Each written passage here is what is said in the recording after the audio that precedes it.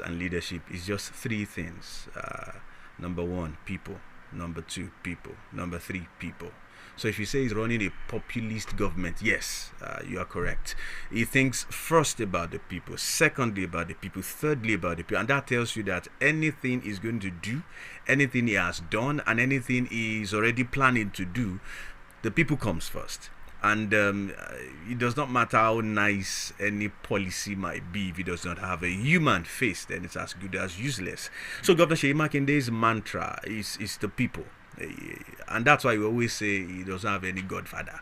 He only has God the Father and the people who voted him in. And it has always, been significant in all his actions, in all his policies, in all his decision making. He came in with a roadmap for accelerated development in your state.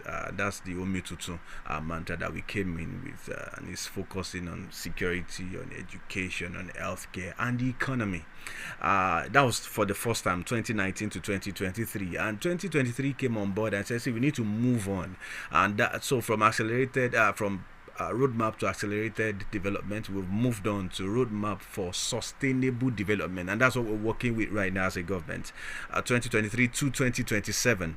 Now the difference here is not, in fact it's an addition, it's not really different, because we're still focusing on economy, on education, on security, on health. This time around there's a special attention on the economy, to boost the economy. So this new roadmap is kind of two-pronged when it comes to economy. Your state government is now focusing more on mining. There's a lot of money in the mineral resource. Exactly. Yes, some will say it's a federal thing. Of course, we keep sleeping here while people come in here, cut away our resources and pay us pennies. So your state government is, if a company has been registered, there's an agency on mineral development already, led by a very core professional in that area, Honorable Abiodun. He was the former Honorable Commissioner for Environment. So that's one side of the method, the approach to boost the economy. The second side is what we all know. A lot of people pay lip services to it. This is May, right? People are already planning where they're going to do vacation in August. Some will be thinking, can we go to Dubai? Hello, come to Ibadan. Come to your state. Right. Okay. And so the second part is actually tourism. In the next 1 or 2 months, we'll be having a second tourism summit, or your state tourism summit. It's always loaded. One of the takeaways from last year's tourism summit is what we're already seeing. You saw, at the risk of doing adverts, we've seen film villages. So that's why I wanted to say that at least maybe the governor is going to pay for this if there's a kind of advert being done. I started by appreciating you for giving us this opportunity, so thank you. But you can, at least 2 major film villages have come up in your state right now.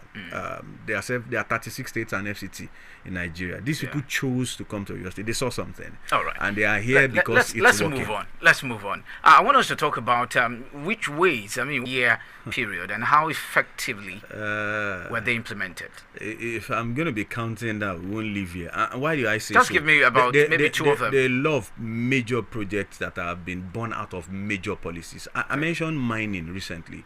As we speak right now, or your state, I think aside Zamfara state, of which they don't even have an agency, they just have a federal government MOU regarding mining. Or your state is the only state in the whole of Nigeria that has a mineral development agency, one, that has a license. State governments are not allowed to do that.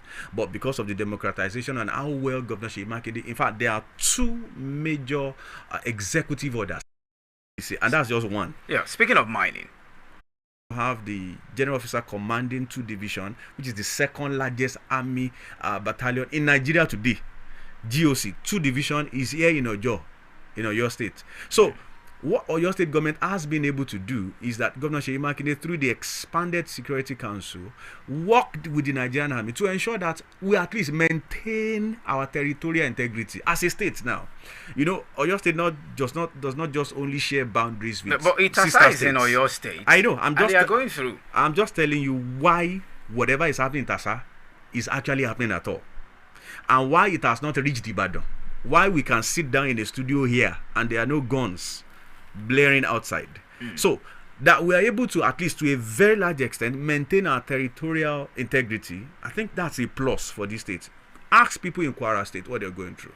It's on the top 20 best economists in Nigeria as we speak right now. The commissioner leads the state. Okay. Now, at each town hall, stakeholders are brought in.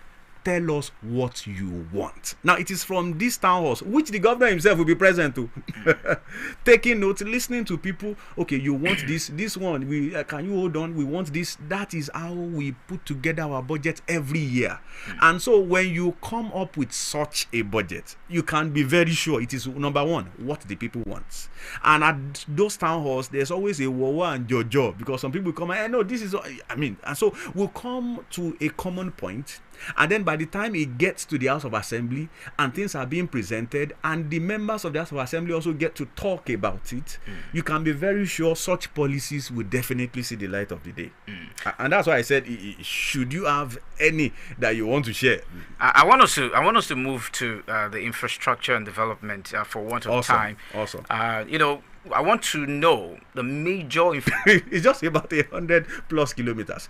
So Oyo State government is taking up that, and I think if you ask me, most people have asked me, what would anyone say would be the legacy project of Governor Seyi Makinde? I think it will be the 110 kilo, because generations coming will remember him for that particular road. All right. Unfortunately, he's not naming it after himself. Okay. He's naming it after a former governor. But that's to show how selfless he is. Okay. I understand that you are in here to actually do a lot for the governor. I mean, that's your job description. Definitely. No doubt about it. Now, let's look at those interior areas. Awesome. I mean, leading to the streets. Yes. We haven't seen much of a project within the interlocks of those streets. We haven't seen, in recent time, there are a lot of rural areas where roads have not been constructed. I mean, if you go down to Olodo, go down to all of those places, I'm talking about the inner places. Trunk zeros, internal road, yes. Those places have been left untouched. What is happening? Okay, so thank you very much, Samson, for let me just take us down memory lane. The very first long ones, because if you do not fix those long ones, forget about your economy. The rainy season is upon us, and you can bear witness that work has started since 2023 that we came in on this economy, because that was the next level of where I'm going to phase 2 now. Internal roads in Oyo State, you can drive from any major road in Oyo State, in Ibadan right now, to any end of the city on smooth roads. Places that have not been reconstructed are being reconstructed as we speak. I'm sure you took Yano Church. Yano Church is still very bad. Samson, if you do not do not fix the intercity roads, you cannot fix the intracity roads. That's it. You don't start from inside. But you've been there for 6 years. It's a top bottom. I mean, he's been there for 6 years. Samson, except you're not following me. I just told you do not that some of them should, talk about 10 kilometers they want to construct. But then here is where rural roads, because we've been talking majorly about the city now. Let's talk about those who are outside the major city now. There's something, I think recently about 3.5 billion was signed to ensure that we have rural roads connecting places where they farm. We need to focus on how people access food, and by the way, just so you know, the Nigerian Bureau of Statistics in their last data release rated Oyo State with the 3rd lowest food inflation in Nigeria. You can go check that. Yes. Okay, let's look at something here. It shows you something is happening in the state. Awesome. We have seen a lot when it comes to employment, and that's a fact. As we speak, over 20,000 people have been employed into the Oyo State Civil Service. It is unprecedented. It has never happened. And what we're saying is that both at the state and local government level, Oyo State is paying over 20 billion naira in salaries and wages every month. Are you sure you're not borrowing? I'm not giving you what they say. I'm essay to the governor and I'm giving you facts. Are you not borrowing? Or your state is not borrowing to pay salaries.